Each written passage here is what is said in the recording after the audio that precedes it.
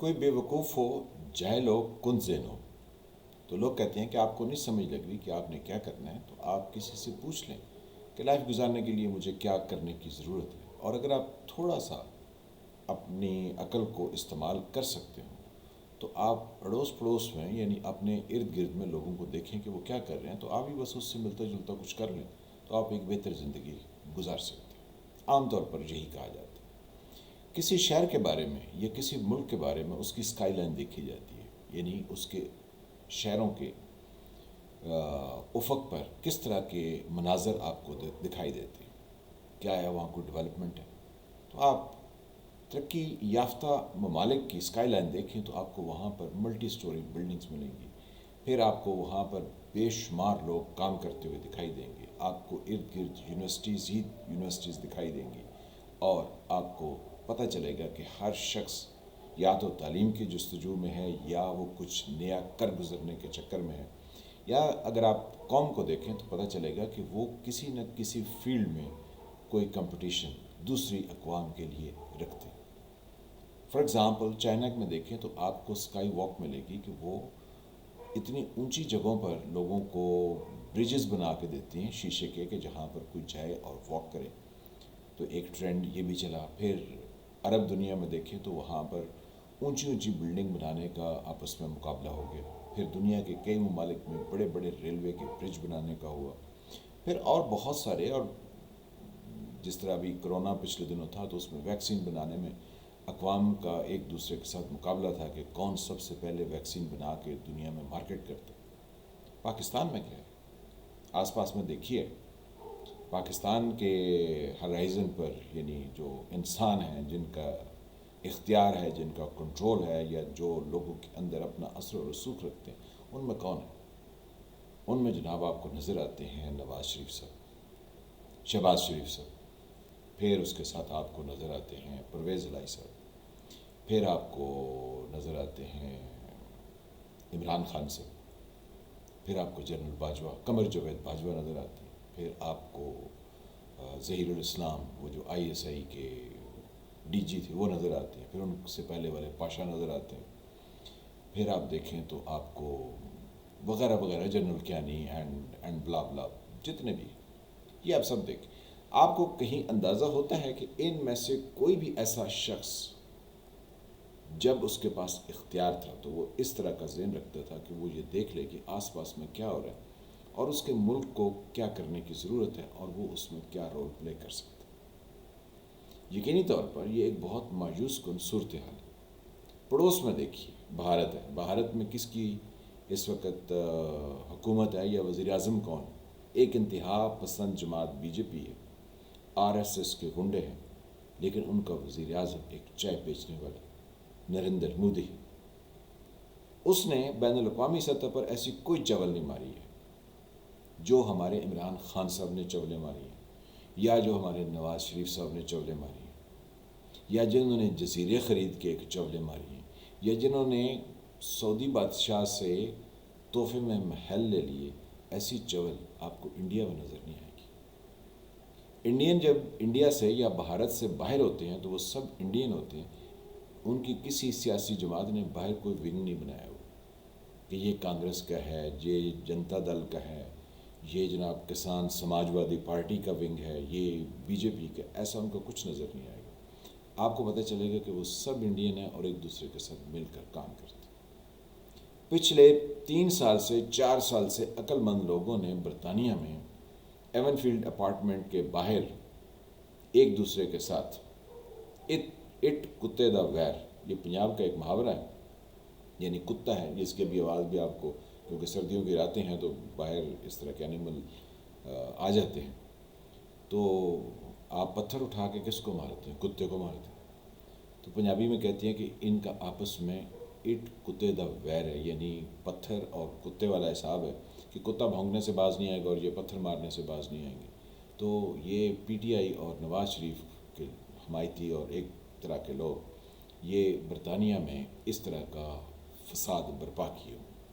وہاں جو آس پاس میں لوگ جو پاکستانی نہیں ہیں یا جو انڈین بھی نہیں ہیں، کیونکہ انڈین بھی ہمارے کلچر کو سمجھتے ہیں تو شاید وہ بھی برداشت کر جائے، لیکن جو دوسرے لوگ وہاں کے نیشنل رہتے ہیں وہ ہمارے بارے میں کیا سوچتے ہوں گے کہ اچھا ہی ہوا وہ 47 سے یہاں سے چلے گئے، اگر وہ اپنی کالونی کو یا اپنے اقتدار کو یا اپنے راج کو طول دیتے تو یقینی طور پر یہ اتنے برے لوگ ہیں کہ توبہ ان سے تو جان چھڑانی مشکل ہو جاتی۔ تو جیسا میں نے شروع میں کہا کہ آپ اڑوس پڑوس سے دیکھ کر جان جاتے ہیں کہ آپ کو کیا کرنا ہے۔ پاکستان کے جتنے لوگ اقتدار میں آئے ہیں ماں سوائے چند ایک کے جو موجود ہیں اور جن کے پاس طاقت بھی تھی اور جن کا حکم بھی چلتا تھا، انہوں نے یہ نہیں دیکھا کہ انڈیا کتنی تیزی سے ترقی کر رہا ہے، اس کا دفاعی بجٹ پاکستان کے دفاعی بجٹ کے کتنے تناسب سے تھا 50s میں 60s میں، اور اب تو ہم اس کا عشر اشیر بھی نہیں رہے۔ انڈیا کا مقابلہ چائنا سے ہے اور اندازہ لگا لیں کہ اس کی ڈیولپمنٹ کی رفتار کیا ہے۔ ہمارا کیا ہے؟ ہم الطاف حسین جیسے شخص کو سنتے رہے۔ کراچی ایک بہت سندھ کا پڑھا لکھا شہر تھا اور کہتے تھے یہاں بڑے سمجھدار اور پڑھے لکھے لوگ رہتے ہیں، تو وہ کس کو سنتے رہے؟ وہ الطاف حسین کی ان واہیات تقاریر کو سنتے رہے اور اس پر سر دھنتے رہے۔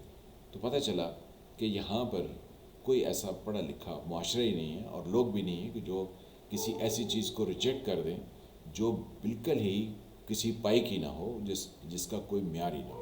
پھر 3 دفعہ نواز شریف کو پنجاب کے لوگوں نے الیکٹ کر لیا تو ہمیں تو شرمندگی ہوتی ہے یہ کہتے ہوئے کہ ہم پنجاب سے ہیں۔ اوپر سے عمران خان کو خیر سے جو کچھ چل رہا ہے آپ اس میں دیکھیں، پرویز الہی پنجاب کا وزیر اعلیٰ ہے یا اس سے پہلے بزدار تھا، تو پنجاب کے لوگوں کو یہ کیا ہے، فخر کرنے کی بات ہے کہ ہم پنجاب کے لوگ ہیں، ہم تو اس پر بولتے ہی نہیں۔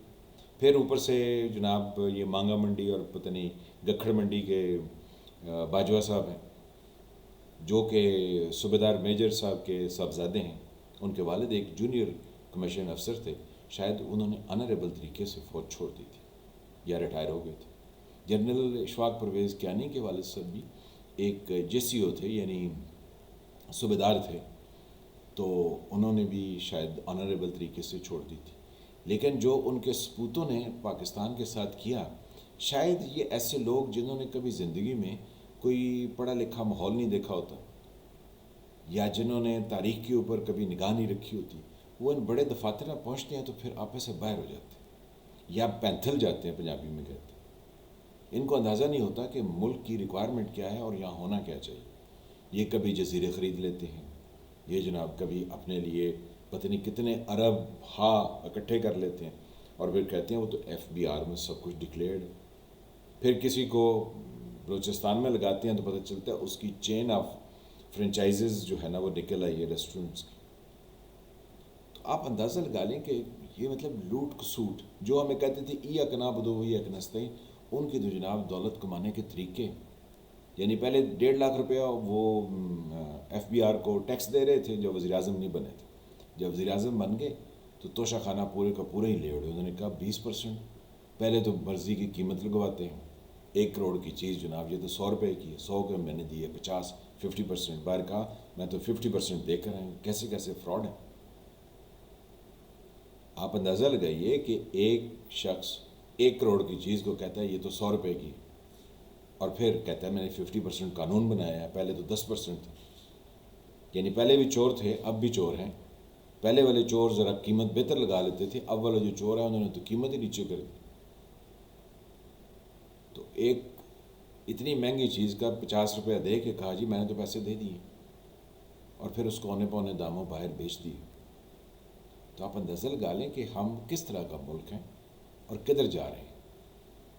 بلوچستان ہو یا کے پی کے ہو، یہ تو بانجھ نکلے کہ یہاں سے کوئی لیڈرشپ پیدا ہی نہیں ہوئی۔ پنجاب سے کوئی وزیر اعظم بنے تو وہ اتنے 2 نمبر اور اتنی چولیں مارنے والے لگے کہ پنجاب کے لوگوں کو پنجابی کہنے پہ اور اپنے آپ کو پنجابی بتانے پر شرمندگی کا احساس ہوتا۔ اور کراچی کے لوگ تو میں پہلے ذکر کر چکی ہوں جو الطاف حسین کی اتنی واہیات تقریروں پر بیچارے خاموشی سے سنتے رہتے تھے، ڈر کے سنتے تھے، یا ان کے ساتھ ان کی محبت تھی۔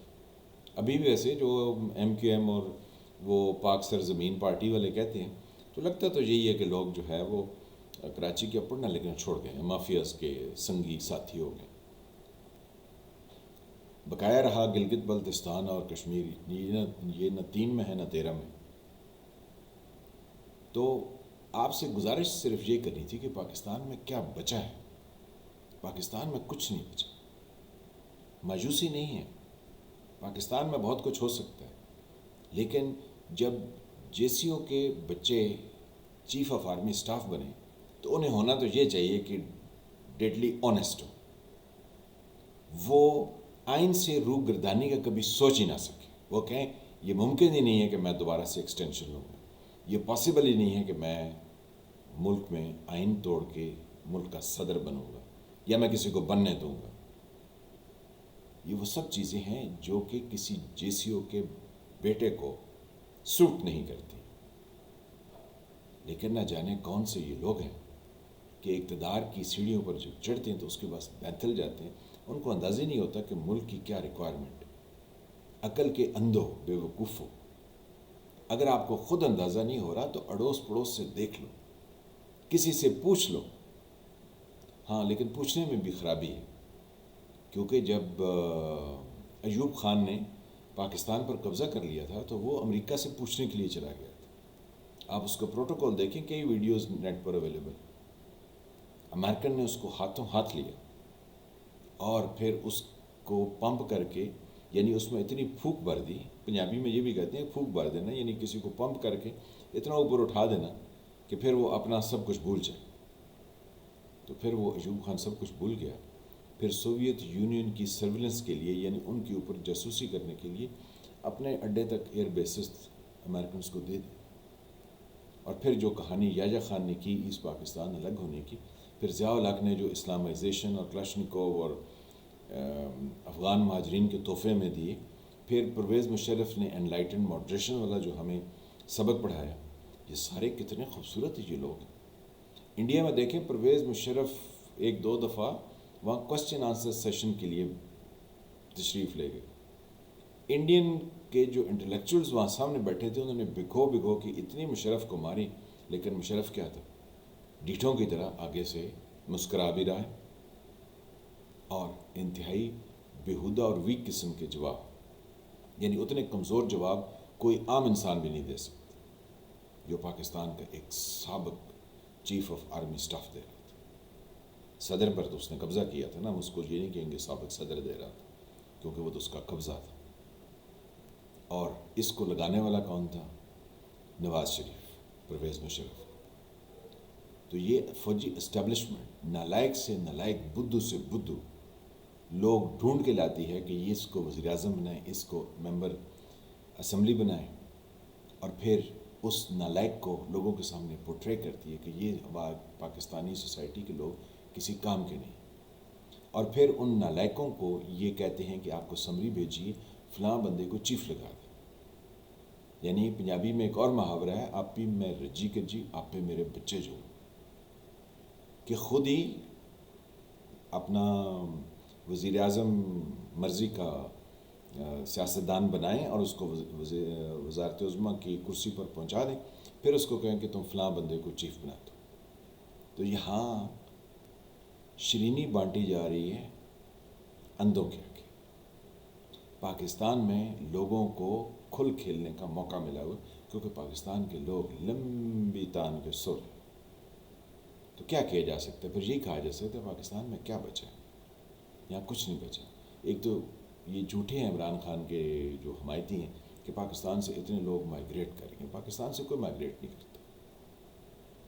ہاں جو سیمی سکلڈ ہیں یا جو بالکل کوئی کسی سکل نہیں ہے، ان کے پاس کچھ نہیں ہے، وہ کہتے ہیں ہائے میں باہر جا کے کچھ جو ہے نا وہ کما لوں گا، کیونکہ یہاں دہاڑی ملتی ہے 1500، باہر جو ہے تھوڑی بہتر مل جاتی ہے، اس میں سے کچھ کھا کے کچھ گھر بھیج دیتے ہیں، تو 1500 سے زیادہ ہی کچھ گھر بھیج دیتے. تو وہ لوگ باہر گئے. بقایا جو پڑھے لکھے پاکستانی بہت کم گئے. وہ جاتے ہیں ہائر کوالیفیکیشن کے لیے، وہاں کچھ عرصہ کام کرتے ہیں، پھر واپس آ جاتے ہیں.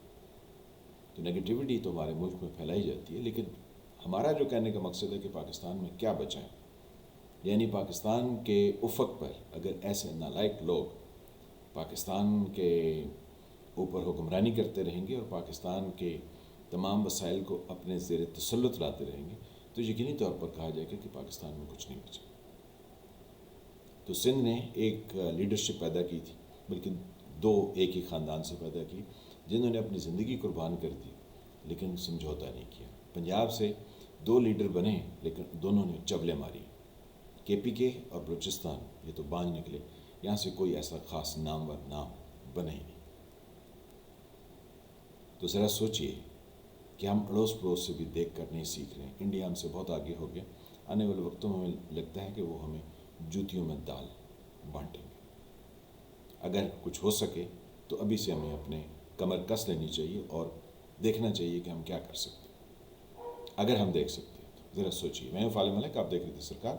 اللہ تعالیٰ آپ کو اپنی زبان میں رکھے. جن فرینڈ چینل کو سبسکرائب نہیں کیا وہ اس کو سبسکرائب کریں, گھنٹی کے نشان کو بھی دبا دیں تاکہ آپ کو نئی آنے والی ویڈیوز ملتی رہیں. ویڈیو کو لائک کریں, شیئر کریں, کمنٹ کریں. ملتے ہیں کسی نئے ٹاپک کے ساتھ, تب تک کے لیے خدا حافظ.